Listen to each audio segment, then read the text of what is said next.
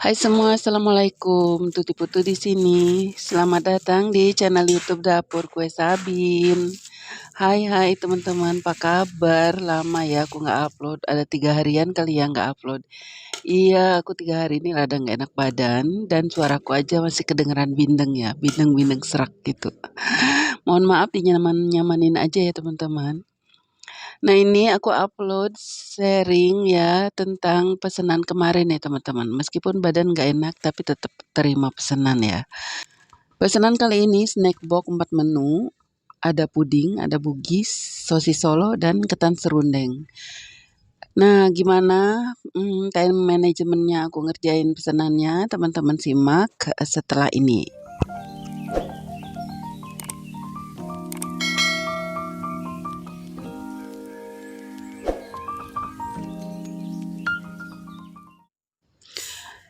Nah, teman-teman, oke, kita lanjut ya. Di sini aku nyiapin bahan puding dulu di jam 5 sore karena pesanannya akan diambil besok pagi jam 9 ya, teman-teman. Di sini aku bikin puding mozaik. Kita bikin mozaiknya dulu, yaitu puding susu dari agar-agar, agar-agar biasa yang tanpa warna ya, teman-teman. Kemudian aku tambahkan dengan susu kental manis. Susu kental manis, teman-teman, kalau nggak suka bisa pakai UHT ya, teman-teman. Nah, di sini setelah matang aku bagi menjadi 5 bagian ya dengan warna-warna di masing-masing bagiannya.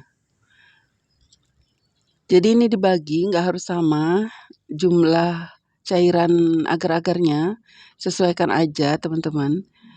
Jadi ini akan dikasih warna merah, kemudian ada hijau, kuning,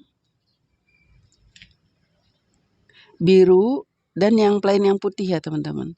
Terus kita sisihin, suruh set dulu. Kemudian kita beralih mau bikin ketan serundeng. Jadi di sini aku udah siapin 1 butir kelapa, kemudian ini bumbunya, cabai keriting, cabai merah besar, daun jeruk, bawang putih, garam, dan gula. Sesederhana itu ya teman-teman. Kita mau halusin bumbunya, di sini cabainya biar gampang nguleknya. Kita iris-iris aja, bawang putihnya juga diiris-iris ya. Kemudian kita ulek sampai halus. Kalau teman-teman males pakai ngulek gini, bisa pakai chopper atau grinder ya teman-teman.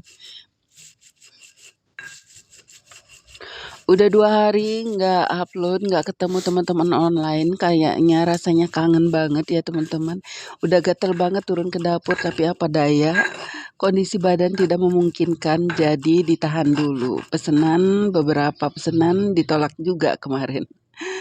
Ya ini karena kangen aja teman-teman dan juga udah ngerasa agak sehatan dikit. Jadi let's go, kita go kitchen lagi ya teman-teman. Nah ini bumbu yang tadi kita halusin, kita mau sangrai ya dengan kelapa. Jadi kelapanya itu nggak perlu dikukus dulu sih, karena kita akan sangrai ya. Ini kelapanya akan kering. Di sebelahnya, tungku sebelahnya lagi aku ngerebus ayam. Ayam ini untuk sosis solo teman-teman. Jadi biarin aja. Setelah airnya mendidih, kemudian kecilin apinya, biarin aja dimasak dengan api kecil. Di sebelahnya ini sudah setengah jadi, tapi belum jadi. Teman-teman masih misteri ini ya, kenapa warnanya tadi bumbunya warna merah, kenapa dia menjadi kuning? Tidak tahulah aku kenapa dia menjadi kuning, bukannya jadi warna merah ya teman-teman. Ini ketan serundeng. Serundengnya ini harus sampai kering begini teman-teman. Kalau kering begini dia tahan ya. Mau 3 minggu juga dia akan tahan di suhu ruang. Apalagi kalau masukin kulkas, lebih tahan lagi. Harus sampai kering. Nah ini seperti ini teman-teman. Butirannya halus dan kering ya teman-teman. Ini nggak mudah basi. Bisa dipakai untuk makan nasi, enak banget loh. Ini kayak bikin nasi jinggo pakai gini, mantep banget teman-teman. Oke ini udah jadi, kita sisihin dulu, kita kembali ke puding. Ini pudingnya udah set ya, puding susunya udah set, aku mau potong kotak-kotak. Jadi puding mozaik itu ceritanya, judulnya, Puding mozaik itu adalah puding yang terbuat dari puding susu yang dibuat warna-warni seperti ini teman-teman. Kemudian nanti letakkan di wadah, kemudian disiram dengan jelly yang bening. Apa aku tadi udah cerita ya di depan ya? Lupa lagi ya teman-teman.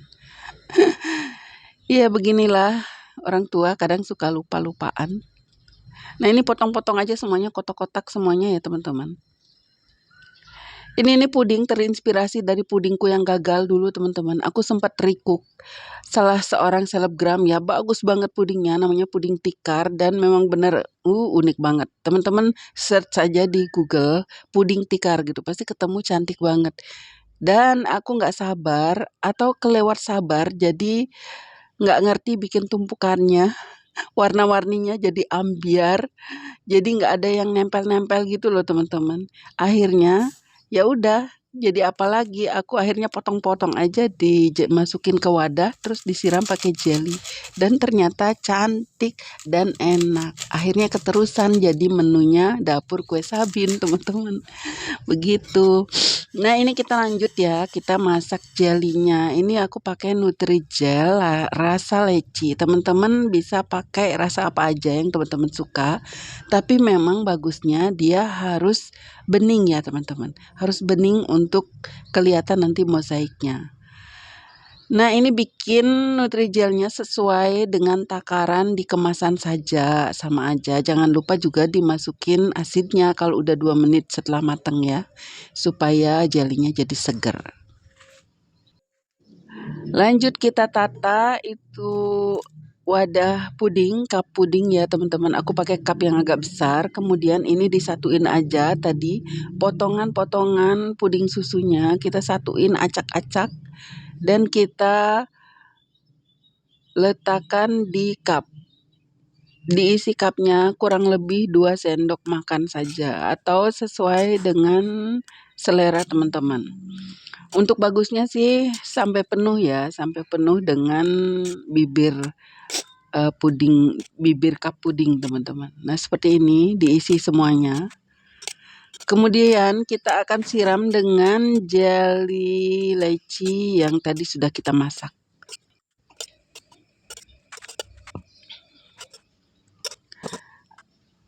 Kalau di Bandung sudah mulai turun hujan, kalau di daerah teman-teman bagaimana nih ya?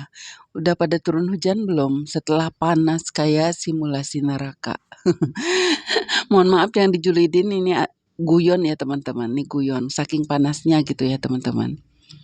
Ini baru kena hujan sedikit, aku kayaknya langsung tepar teman-teman. Ini faktor U ya, lemah sekali. Setelah panas kehujanan akhirnya langsung tepar, meriang, demam, pilek, pusing selama 2 hari. Oke ini teman-teman hasilnya, ini puding mozaiknya. Percayalah ini enak banget loh teman-teman. Apalagi kalau untuk acara anak-anak ya. Untuk acara anak-anak ini cocok marucok banget.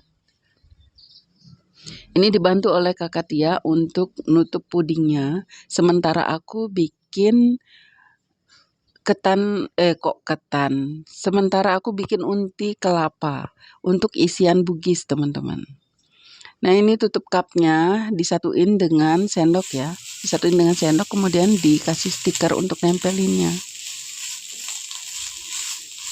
Ini dia aku bikin sesuai pesanan aja teman-teman. Aku nggak nyetok ya. Ini bikin sedikit aja. Kemudian setelah mateng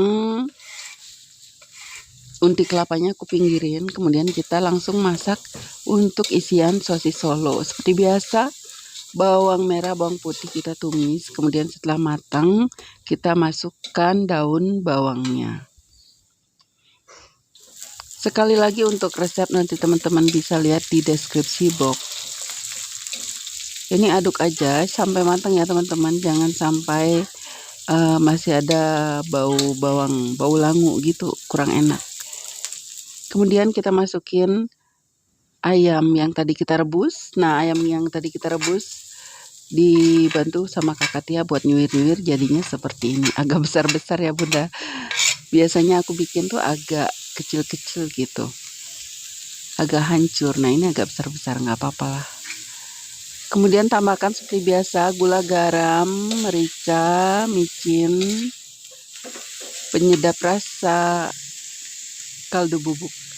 Kemudian aduk-aduk sampai dia matang. Jangan lupa koreksi rasa ya teman-teman.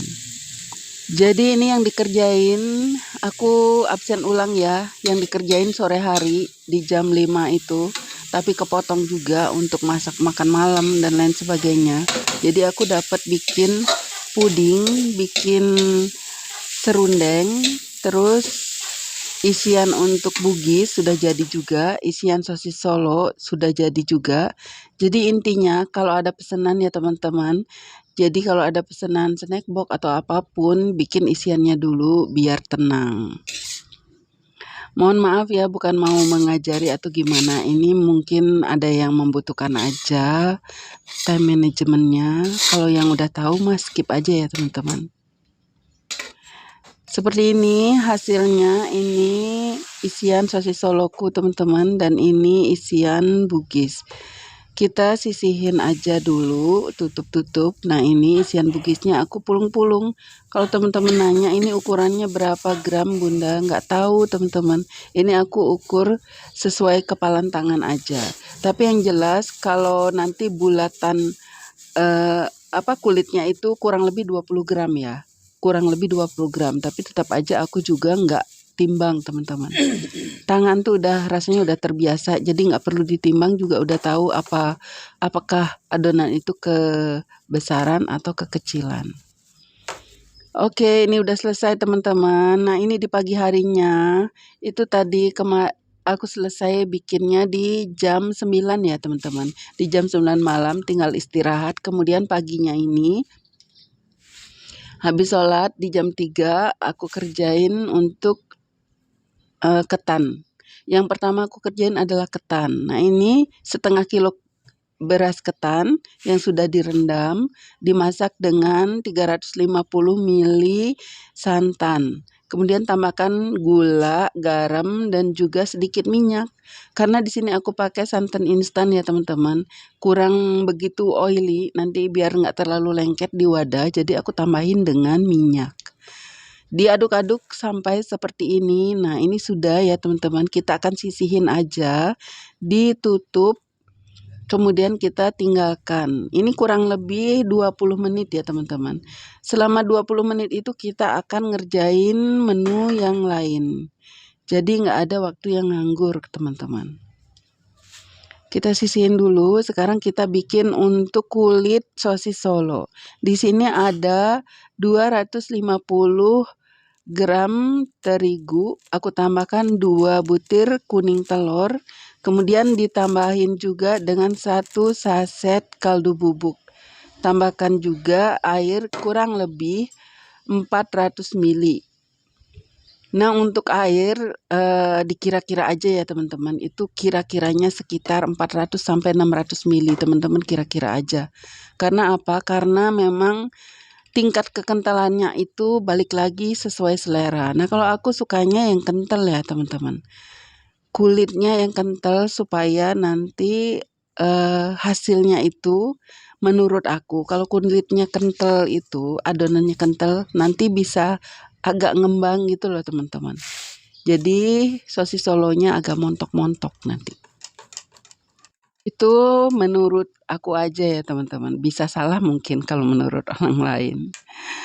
Nah ini udah jadi seperti ini, kita sisihin, ini udah 20 menit barangkali ya teman-teman, kita sisihin dulu, kita mau ngukus ketan. Kembali lagi ke ketan.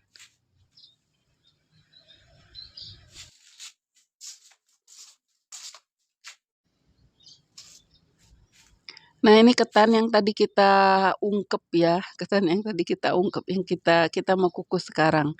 Aku tanpa dialasin kain ya teman-teman, karena memang ini steamernya juga anti lengket. Steamer wok pan 30 cm dari Signora ini udah lengkap dengan steamer yang non-stick ya teman-teman, yang anti lengket. Kita tekan kukus, pasang timer di 1 jam.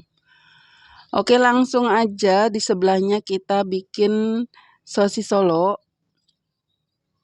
langsung dicetak adonan, langsung digulung. Di sini aku pakai crepe maker dari Signora ya teman-teman.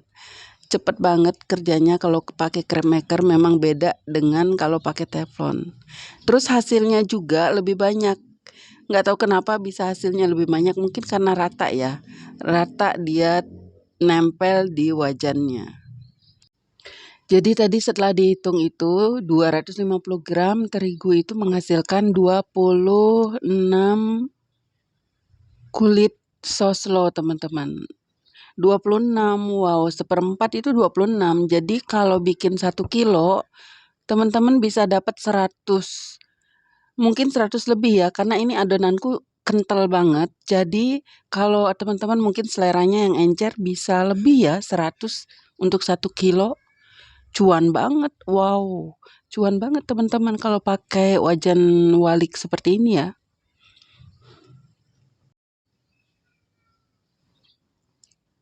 Jadi ini aku nyetaknya nggak nyampe sejam teman-teman ya, paling banter ini 20 menit nyetaknya. Nah, sisa waktunya itu kita akan bisa pakai langsung goreng aja teman-teman. Kita langsung goreng ini sosis Solo setelah selesai ngelipet-lipet ya. Sementara di tungku yang satunya lagi biarin ngukus ketan. Kita tuang minyak baru, suruh panas dulu, kemudian putih telurnya kita kocok. Seperti yang sering aku bilang, rahasia yang bukan rahasia lagi. Jadi kalau untuk mendapatkan sosis Solo yang keriting, kribo gitu teman-teman, berserat gitu kulitnya, kita akan memakai busa dari putih telur ya. Jadi putih telurnya harus dikocok dulu sampai berbusa, kemudian baru dicelup. Kemudian goreng dengan api sedang. Jangan sampai gosong, dibolak-balik ya, jangan lupa dibolak-balik. Dan masukin sosis solonya jangan terlalu banyak juga supaya hasilnya maksimal. Kayak gini kan teman-teman, itu berambut, kribo, dan gendut-gendut karena apa? Karena dadarannya sedikit tebal. Dadarannya tebal karena adonannya sedikit kental. Iya teman-teman, itu kelebihannya kalau dadaran kental. Oke, itu sisihin udah beres, aku ngegorengnya teman-teman. Ini pagi-pagi nyubuh aku sudah nyobain pudingnya, nggak sabar kayaknya seret gitu tenggorokan ya. Dicobain dulu puding mozaiknya, enak banget, seger banget, baru keluar dari kulkas teman-teman. Dalamnya nyusu, terus ketemu sama rasa leci, mantap. Next lanjut kita bikin untuk fla Bugis. Kita masukkan 4 sendok makan munjung ya, sendok makan munjung tepung beras, kemudian 1 sendok makan kanji, tadi nggak ke-shoot teman-teman. Tambahkan 1 sendok makan SKM, 1 bungkus santan instan cair, dan air secukupnya. Garam setengah sendok teh, ya Allah. Setengah sendok teh, aduk-aduk dulu. Nah, ini kita langsung masak aja dengan api sedang. Teman-teman untuk mengetahui kekentalan dari sebuah pela itu nggak harus sampai selesai dulu ya. Jadi di saat dia baru mengental di bagian bawah, teman-teman angkat, itu akan terlihat di, apa namanya, di whisk itu di ujungnya, itu ada adonan yang kental maupun yang cair. Nah, kalau dia kental banget berarti teman-teman tambahin air. Kalau dia netes banget berarti teman-teman, aduk terus aja dulu sampai dia kental gitu ya. Oke, kita sisihkan dulu tadi, flabuki sudah jadi, sosis Solo juga udah jadi, sedangkan, eee, apa namanya, ketannya udah jadi juga sepertinya. Jadi kita akan lanjut bikin yang terakhir, menu terakhir, kulit bugis teman-teman. Ini aku pakai 300 gram tepung ketan putih, kemudian ditambah 1 sendok makan, maaf, 1 sendok teh garam, 1 bungkus santan instan, kemudian diaduk-aduk dengan air panas ya teman-teman. Jadi air panas sedikit, tuang sedikit kurang lebih 100 ml air panas, diaduk-aduk. Nah ini dalam kondisi hangat ya adonannya. Setelah adonannya berbentuk pasir seperti itu kasar, masukkan jus pandan. Jadi saat jus pandannya masuk itu, adonannya dalam kondisi hangat ya teman-teman. Jadi diaduk-aduk terus seperti ini. Nah ini udah, kita tetap tambahkan pewarna untuk warnanya biar tetap cerah ya. Seperti yang aku pernah bilang, kalau misalnya jus pandannya pekat pun, kalau setelah matang, makanan yang memakai jus pandan pekat itu warnanya cenderung butek teman-teman. Jadi untuk menyiasatinya biar warnanya tetap cerah, tambahkan sedikit pewarna. Nah ini udah selesai, kita lanjut ulen pakai tangan ya teman-teman. Ini adonannya enak banget, kalis banget, airnya nggak perlu banyak teman-teman ya. Jadi nuang airnya nggak boleh sekaligus. Tuang jus pandannya juga nggak boleh sekaligus, harus sedikit demi sedikit. Adonan yang bagus itu adonan yang kalau ditarik itu bisa sedikit melar. Nah seperti ini lihat, ini tuh melar ya teman-teman. Tapi dia nggak lembek teman-teman. Dia melar. Nah ini enak banget. Ini cocok juga untuk jadi klepon. Oke, lanjut kita akan bentuk ya. Di sini aku bentuk pakai yang tadi, pakai apa namanya, nude series wok 30 cm with non-stick steamer dari Signora. Aku punya 2 ya teman-teman. Steamernya aku punya 2, jadi gampang. Yang satunya masih antri dengan beras ketannya. Nih yang satunya aku bisa pakai untuk bikin bugis. Jadi ini jadi dalam satu paket itu nggak dapat 2 steamer ya teman-teman. Ini aku aja beli 2 ya teman-teman. Steamernya ada 2 aku teman-teman.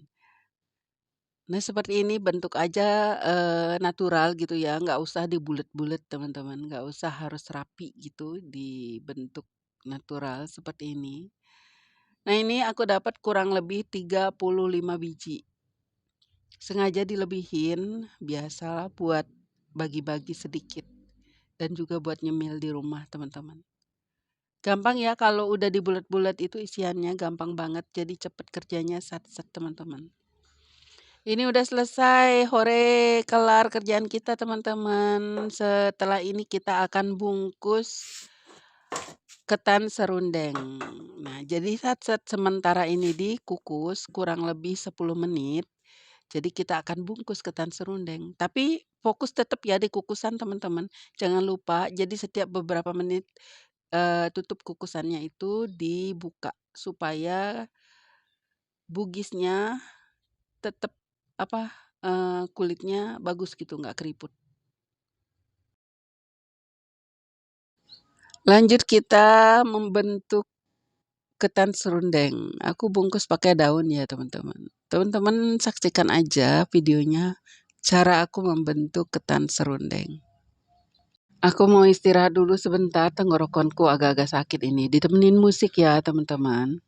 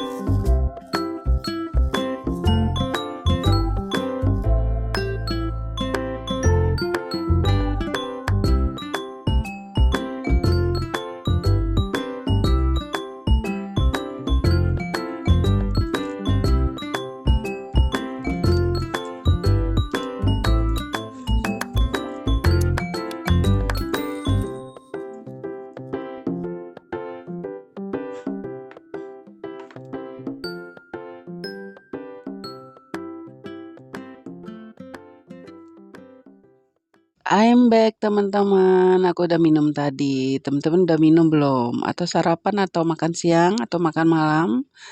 Nah, ini kita akan lanjut untuk bikin bugis. Seperti biasa kalau nggak ada request dari yang order, mau dibungkus daun ataupun dibungkus plastik, aku biasanya bungkusnya pakai mika aja seperti ini. Supaya lebih praktis. Nah, seperti biasa caranya seperti ini ya teman-teman. Adonan flanya masukin piping bag, kemudian kita taruh-taruh di cetak di mika. Seperti biasa aku pakai mika ukuran 7C. Nah, ini habis ini di staples, kemudian tambahkan stiker, sudah jadi. Ini enak banget, super enak, ini wangi pandan dan melar seperti ini teman-teman. Ini sedikit kenyal, khasnya bugis ya. Ini kenyal, enak banget pokoknya enak banget pokoknya. Kalian harus recook ya teman-teman.